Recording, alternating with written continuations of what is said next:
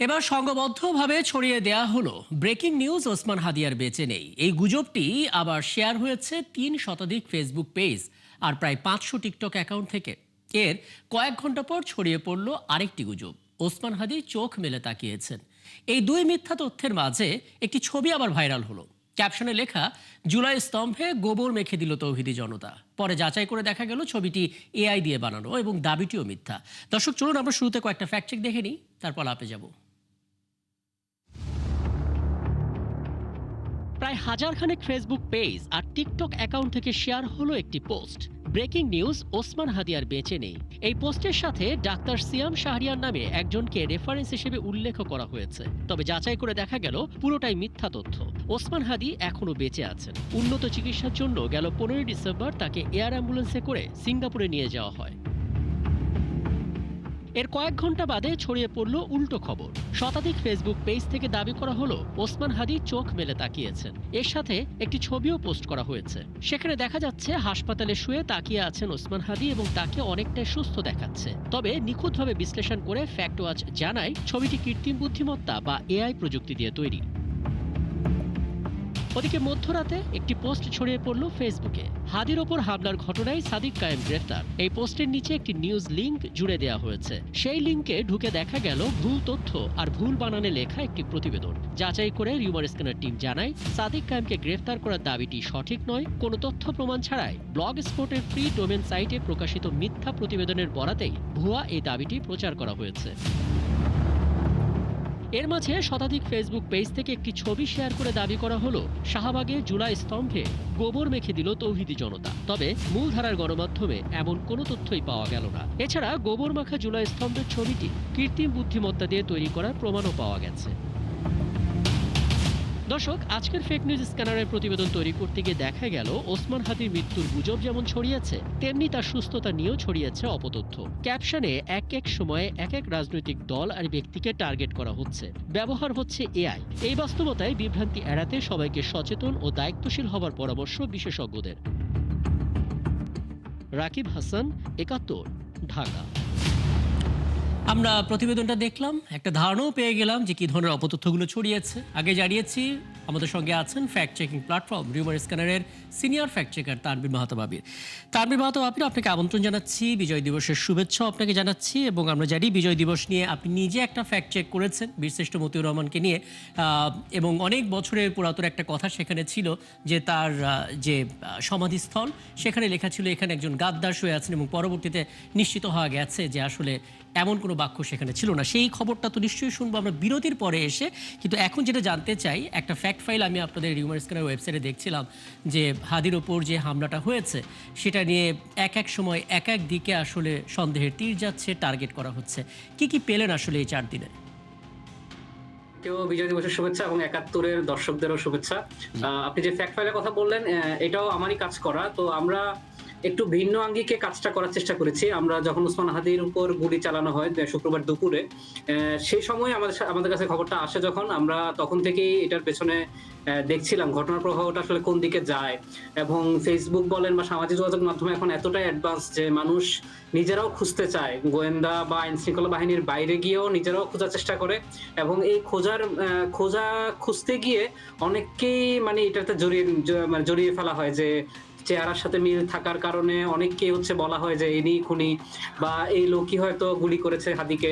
তো আমরা এই জিনিসটা যখন ১টা-২টা ঘটনা দেখছিলাম, আমরা সিদ্ধান্ত নিলাম যে না, আমরা এটা শেষ দেখে ছাড়বো। এটা আসলে মানে কতদূর যায় এবং কাদের এখানে আসলে জড়ানো হয়। তো আমরা দীর্ঘ ২ থেকে ২.৫ দিনের পর্যবেক্ষণ এবং পর্যালোচনা করার পর আমরা শেষে গিয়ে যখন দেখি যে প্রায় ৮ জনকে জড়ানো হয়েছে, যেগুলোতে পুরো এই ৮ জনই নিরীহ একজন ব্যক্তি, যাদের এই ঘটনার সাথে কোনো সংশ্লিষ্টতা নেই বলতে এই যে ৩ জন সন্দেহভাজনের কথা পুলিশ এখন বলছে, যে ফয়সাল সহ যে বাকি ২ জন, তাদের চেহারার সাথে শুধুমাত্র মিল থাকার কারণেই এই ৮ জনকে জড়ানো হয়েছে। এবং এই জড়ানোটা শুরুই হয় সেদিন ১ থেকে ২ ঘন্টার মধ্য থেকেই শুরু হয়, ১ থেকে ২ ঘন্টা পরই। তো ১ থেকে ২ ঘন্টা পর যখন শুরু হয়, তখন আমরা কিছু দেখি যে যেগুলো নিয়মিতই ক্যাম্পেইন করে, যে ভুয়া তথ্য ছড়ায় যেসব পেজগুলো, তারাই টার্গেট করে যে একটা দল যখন যখন অন্য দলের বিরুদ্ধে গিয়ে কাজ করে এই পেজগুলা, তো ওরাও এরকম ছড়ায় যে এই দলের এই লোকের নির্দেশে এটা করা হয়েছে। আমরা দেখেছিলাম একটা আজকের কণ্ঠ নামে একটা পেজ, এটা আমরা আগেও বলেছি যে এই পেজটা নিয়মিতই ছড়ায়। তো সেখান থেকে বলা হচ্ছিল যে মির্জা আব্বাসের নির্দেশে এটা গুলি করা হয়েছে মাত্র ১ থেকে ১.৫ ঘন্টার মধ্যেই, যেখানে গোয়েন্দারাও কিছু বলেনি বা সংবাদ মাধ্যমেও কিছু আসেনি। তারা এটা মানে কোনো রকম তথ্য প্রমাণ ছাড়াই এটা প্রচার করছে। তো এরকম যখন যতই সময় গড়ায় আমরা দেখছিলাম যে হাদির দলের বিভিন্ন লোককে বলা হচ্ছিল যে এই লোক গুলি করেছে। আমরা দেখেছি ডাকসুর একটা হলের ভিপি কে বলা হচ্ছিল সে গুলি করেছে, শুধুমাত্র চেহারার কাছাকাছি কিছুটা মিল থাকার কারণে। তো এরকম ভাবে শেষে গিয়ে আমরা ৮ জনের নাম পেয়েছি যাদের এটাতে কোনো সংশ্লিষ্টতা নেই, এবং কিভাবে এই জিনিসগুলোকে ছড়ানো হয়েছে, এবং প্রচুর মিলিয়ন যেহেতু এটা একটা সেনসিটিভ ইস্যু ছিল এবং তফসিল ঘোষণা পরবর্তী সময়ে সবারই নজর ছিল যে এই ঘটনার দিকে।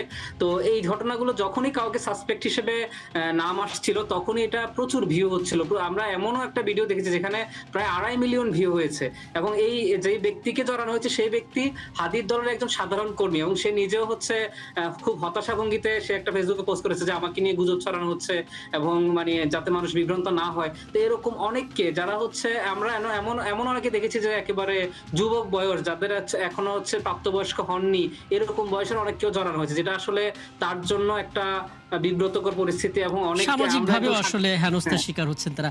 আমি বিরতিতে যাব এবং বিরতির পর ফিরে এসে বিশিষ্ট মতিউর রহমানকে নিয়ে যে ফ্যাক্ট চেকটা করেছেন সেটা জানবো। পাশাপাশি জানার চেষ্টা করব কয়েকটা আইডি দেখতে পাচ্ছি, যেমন রুখে দাঁড়াও বাংলাদেশ, কুতুবুদ্দিন, তাবাসসুম উর্মি, মানে এই সমস্ত আইডি থেকে প্রচুর গুজব ছড়াচ্ছে। মানে এদেরকে আসলে ব্লক করা যায় কিনা, মানে বন্ধ করা যায় কিনা, সেজন্য আসলে আমাদের দিক থেকে কোনো রকমের রিপোর্ট করার সুযোগ আছে কিনা সেই আইডিয়াটাও নেওয়ার চেষ্টা করবো। তানভীর মাহতাব আবির, আপনি আপনার জায়গা থেকে একটা বিষয় ছোট ব্যাখ্যাটা একটু দেবেন। মানে এটা অনেকেই আসলে জানতে চান, এবং আমারও কাজ করতে গিয়ে এটা মনে হয় যে যখন আমরা জানতে পাচ্ছি ৩-৪টা আইডির নাম বারবার ফিরে আসছে, এগুলো থেকে অনেক বেশি গুজব ছড়াচ্ছে, তাহলে এই আইডিগুলো বন্ধ করার ক্ষেত্রে কোনো ভূমিকা রাখা যায় কিনা বা সে উদ্যোগ নেওয়া যায় কিনা? আচ্ছা, আপনি যে আইডি গুলোর কথা বললেন এগুলো সবগুলোই দেশের বাইরে থেকে অপারেট হয়। আপনি কুতুবুদ্দিনের কথা বললেন, যেটা সাম্প্রতিক সময় অনেকগুলো ফটো কার্ড প্রচারের জন্য সে পরিচিত। তো এটা বলে রাখি যে এই আইডিটা কিন্তু ব্যান হয়ে গিয়েছিল, মানে ফ্ল্যাগ করার কারণে ফ্যাক্ট চেক প্রতিষ্ঠানগুলো ক্রমাগত ফ্ল্যাগ দিচ্ছিল, যেহেতু ভুয়া তথ্য সে নিয়মিত ছড়ায়।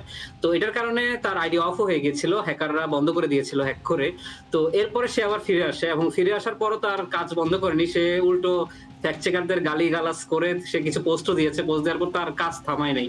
তো এরা আসলে থামবে না, মানে আমরা যতই বলি, যতক্ষণ না পর্যন্ত তাদের মানে দেশে যে তাদের কোনো অপারেট বা অ্যাডমিন যদি থাকে, তাদেরকে যত পর্যন্ত ধরা না হবে এবং তাদের বিরুদ্ধে একটা শাস্তিমূলক ব্যবস্থা নেওয়া হবে, তারা আসলে এগুলো বন্ধ করবে না। আপনি একটা আইডি বন্ধ করবেন, দেখবেন যে এর বিপরীতে আরো অনেকগুলো আইডি মানে গড়ে উঠবে, কারণ আইডি খোলা কোনো একটা বিষয় না।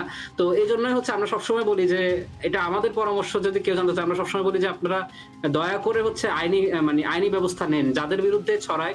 কারো না কারো বিরুদ্ধে তো অবশ্যই ছড়ায়, এখন যেহেতু রাজনৈতিক প্রতিপক্ষ বিরুদ্ধে ছড়ায়, আমরা বলি যে সবসময় আপনারা থানায় যান, আইনি ব্যবস্থা নিন। কেউ না কেউ যখন গ্রেপ্তার হবে, তাদের এইটা দেখে একটা দৃষ্টান্ত হিসেবে অন্যরা একটু সতর্ক হয়ে যাবে, তখন আর ছড়াবে না। এই কাজটা করে না দেখে আসলে এরা আসলে থামে না। এটাই হচ্ছে আমাদের আসলে পরামর্শ আর কি। একদম স্পষ্ট। এবার আসুন, আপনি যেই বিশেষ ফ্যাক্ট চেকটা আজকে করেছেন বিজয় দিবসের দিন, আমরা আসলে দেখলাম সেটা প্রকাশ পেল, এবং আমরা জানতে পারলাম ২০০৫ সালে যেই খবরটা এসেছিল যে বিশিষ্ট মতিউর রহমানের সমাধিসৌধে লেখা আছে যে এখানে একজন গাদ্দার শুয়ে আছেন, যেটা বাংলাদেশ খুবই আঘাত পেয়েছিল এবং পরবর্তীতে এখানে এনে আবার সমাহিত করা হয়েছিল। একটু বলবেন আসলে কি ঘটেছিল? আচ্ছা, এই কাজটা আমরা দীর্ঘদিন ধরে করেছি। আমি যদি একেবারে এক্সাক্ট টাইম বলি, আমরা ২০২৪ সাল মানে গত বছরের ফেব্রুয়ারিতে এই কাজটা শুরু করেছিলাম। তার মানে প্রায় ১.৫ বছরের বেশি সময় ধরে আমরা এই কাজটা করেছি। একটাই উদ্দেশ্য, যে যাতে সত্যটা আসলে জানা যায়। আমরা পাকিস্তানে যোগাযোগ করেছি, আমরা পাকিস্তানের সেনাবাহিনীর সাথে যোগাযোগের চেষ্টা করেছি, পাকিস্তানের বিমান বাহিনীর, আপনি যদি আর্টিকেলটা পড়েন সেখানে দেখবেন যে পাকিস্তান বিমান বাহিনীর একজন পাইলটের মন্তব্য আছে, সেটা আমি নিয়েছিলাম। তিনি ৩ দফায় ওই বিমান ঘাঁটি যেখানে মতিউর রহমানকে কবর দেওয়া হয়েছিল, পাকিস্তানের করাচির মাসরুর ঘাঁটি, এটা পাকিস্তানের সর্ববৃহৎ বিমান ঘাঁটি, সেখানেরই একটা বেসামরিক কবরস্থানে মতিউর রহমানকে ২০০৫ সাল পর্যন্ত কবর ছিল সেখানে, পরে তো ঢাকায় নিয়ে আসা হয়। তো এই বিমান ঘাঁটিতে তিনি ৩ দফায় সেখানে কর্মরত ছিলেন। তিনি আমাকে যেটা বলেছেন যে তিনি এই ৩ দফায় কখনোই এই ধরনের তথ্য শোনেননি, কখনো দেখেননি, এবং তার একটা লেখা আছে, তিনি এখন লেখালেখি করেন, তো সেখানে মতিউর রহমানের পুরো মানে জার্নিটার বর্ণনা আছে। এবং আমরা একজন লেখকেরও সন্ধান পেয়েছি, পাকিস্তানের একজন একজন লেখক, তিনি বর্তমানে কানাডায় থাকেন। তিনি আমাকে পার্সোনালি বলেছেন এই বছরেরই এই বছর তার সাথে যোগাযোগ হয়েছিল শুরুর দিকে। তিনি বলেছিলেন যে আমি সেখানে গিয়ে 2018 সালে গিয়েছিলাম এবং গিয়ে মতিউর যেখানে শহীদ হয়েছেন সেই জায়গাটা উনি দেখে এসেছেন এবং কবর যেখানে ছিল সেই জায়গাটাও তিনি দেখে এসেছেন এবং সেখানকার আশেপাশের তথ্যগুলো তিনি সংগ্রহ করে একটি লেখা লিখেছেন। সেখানেও তিনি বলেছেন যে তিনি এই ধরনের কোনো তথ্য বা এই ধরনের কোনো চিহ্ন কোনো দেখেননি। তো আমরা তো শুধুমাত্র স্টেটমেন্ট নির্ভর কাজ করি না, আমরা নিজস্ব কিছু ভেরিফাই করার চেষ্টা করেছি যে 1994 সালে তার মেয়ে মতিউর রহমানের মেয়ে গিয়েছিলেন তার ওই জায়গায় কবরস্থানে। তো আমরা ওইখানকার কিছু ছবি পেয়েছিলাম তখনকার, এবং 2005 সালের যখন তাকে উঠিয়ে নিয়ে আসা হচ্ছিল তখনও কিছু ছবি পেয়েছি। এই ছবিগুলো তো আমরা ভালোভাবে চেক করেছি, বিশ্লেষণ করেছি, ফরেনসিক করেছি এবং এই ছবিগুলোতে কোথাও আমরা দেখিনি যে কবরের ফলকে বা প্রবেশ ঘাটিতে প্রবেশ পথে কোথাও এই ধরনের লেখা আছে। তার মানে গত 20 বছর ধরে যে তথ্যটা সর্বমহলে প্রচলিত এবং মূলধারার গণমাধ্যমগুলোই প্রচার করেছে এবং ওরা একেবারে খুবই ক্লিয়ার কাটই বলেছে যে হ্যাঁ, এখানে বেঈমান লেখা ছিল। এখানে তাহলে একটু জানতে চাই, মানে এত বড় একটি মিথ্যা এত বছর ধরে টিকে থাকলো, ছড়ানোর উদ্দেশ্যটাই বা কি ছিল? এবং যিনি আসলে কাজটা করেছিলেন বা যে মাধ্যম, সেটা গণমাধ্যম হোক বা ইন্ডিপেন্ডেন্ট কেউ এই কাজটা করে থাকুক না, তাদেরকে কি আসলে ধারণা করা যাচ্ছে যে কারা এটা করতে পারে? উদ্দেশ্যটা আমরা নিজেরা 2005 সাল থেকে পেয়েছি, গণমাধ্যমে পেয়েছি 2005 সালে। এমনকি 2005 সালেই মতিউরকে যখন উঠিয়ে আনা হয়েছিল, এর আগে তাকে উঠিয়ে আনার দাবিতে অনেক সমাবেশ হয়েছে।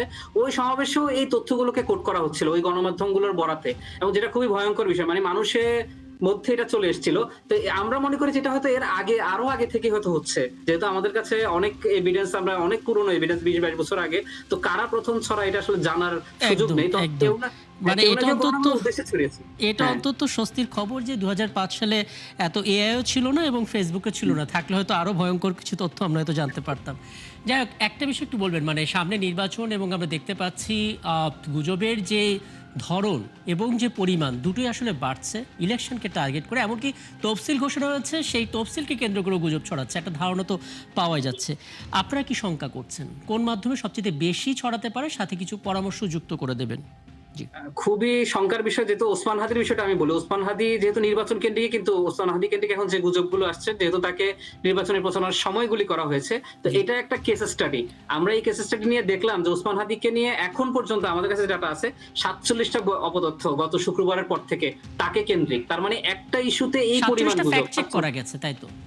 হ্যাঁ, ফ্যাক্ট চেক করা গেছে, তথ্যগুলো আমরা ভেরিফাই করেছি 47টা, যেগুলো গুজব। তার মানে একটা নির্বাচনের একটা ইস্যুতে এই পরিমাণ, তার মানে আপনি ধারণা করেন যে সামনের দিনগুলোতে মাত্র পরদিনই এই ঘটনাটা ঘটে তফসিলের, এবং সামনে তো আরো অনেকদিন বাকি আছে, অন্তত পক্ষে আরো 2 মাস। প্রতিটা দিনে কিন্তু এরকম আসবে, কোনো না কোনো ইস্যু যদি কোথাও না কোথাও আবার ঘটে, এরকম আমরা অর্ধশতাধিক বা 100 এরকম গুজব আসবেই এক একটা ইস্যুতে। তার মানে ভয়ঙ্কর অবস্থা সামনের দিনগুলোতে। এবং এই জায়গাগুলোতে যেহেতু এখন এআই এত অ্যাডভান্স লেভেলের, যে কোনো ঘটনাতে এআই কে ছবি, ভিডিও, আপনি নিজেও আপনার ইয়েতে বললেন, প্রোগ্রামে বললেন যে ওসমান হাদির একটা ছবি গত রাতে আমরা ফ্যাক্ট চেক করেছি। তো বিভিন্ন জায়গারই ইস্যু ভিত্তিক বিভিন্ন ছবি এআই দিয়ে বানানো হচ্ছে, যেটা আসলেই বিভ্রান্তির বিষয়। এবং এগুলো মূলধারার গণমাধ্যমগুলো প্রচার করছে কোন রকম ক্রস চেক বা ভেরিফাই সুযোগ না নিয়ে। তো এই জন্য আমরা বলছি যে সামনের দিনগুলো আসলেই ভয়ঙ্কর, এবং সবাইকে খুবই সতর্কতার সাথে কোনো কিছু যাচাইয়ের আগে নিউজ করা বা শেয়ার করা, এগুলো থেকে আসলে বিরত থাকা জরুরি।